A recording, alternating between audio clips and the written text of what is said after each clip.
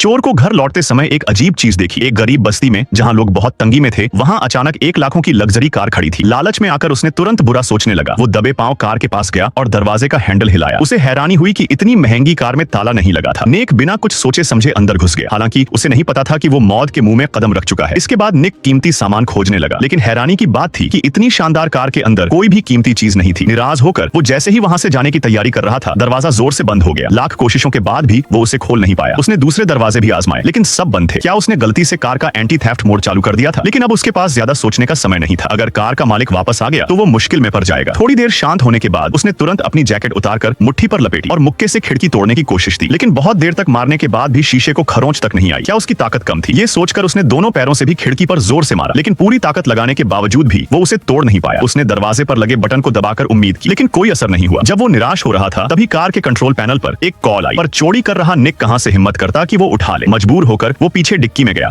जहां उसे एक मजबूत रिंच मिला। उसने उससे खिड़की पर वार किया, लेकिन शीशा ऐसा था जैसे तांबे की दीवार हो। उसके हर हमले का कोई फायदा नहीं हुआ। निक को पता नहीं था कि उसके अंदर किए गए सारे काम ऊपर लगे कैमरे में रिकॉर्ड हो रहे थे। घबराया हुआ निक अब दरवाजे का पैनल उखाड़ने की कोशिश करने लगा ताकि उसे कोई रास्ता मिल जाए, लेकिन गलती से उसका हाथ कट गया। हाथ के दर्द की परवाह किए बिना उसकी पहली प्राथमिकता इस जेल से बाहर निकलना था। लेकिन बड़ी मुश्किल से पैनल हटाने के बाद उसे दुख हुआ कि दरवाजे का कंट्रोल मॉड्यूल एक मोटी स्टील की प्लेट से ढका हुआ था। स्क्रीन पर लगातार बज रहे फोन को देखकर निक को अपने फोन की याद आई। उसने किसी को बुलाने के लिए फोन करने की तैयारी की, लेकिन उसे यह जानकर दिल टूट गया कि कार के अंदर उसके फोन में बिल्कुल भी सिग्नल नहीं था। लगातार आ रहे फोन को देखकर एक जबरदस्त अंदरूनी संघर्ष के बाद निक ने आखिरकार फोन उठा लिया। आवाज से पता चला कि फोन पर एक बुजुर्ग व्यक्ति थे। बुजुर्ग कार को महंगे दाम पर मॉडिफाई करवाया ताकि निक जैसे सबक सिखाया जा सके। ये समझकर कि बुजुर्ग उसे इतनी आसानी से नहीं छोड़ेंगे, गुस्से में निक ने तुरंत अपने बैग से एक पिस्तौल निकाली। बिना कुछ सोचे समझे उसने खिड़की पर गोली चला दी, लेकिन खिड़की विशेष रूप से मॉडिफाई की गई थी और गोली वापस उछलकर निक की टांग पर लगी।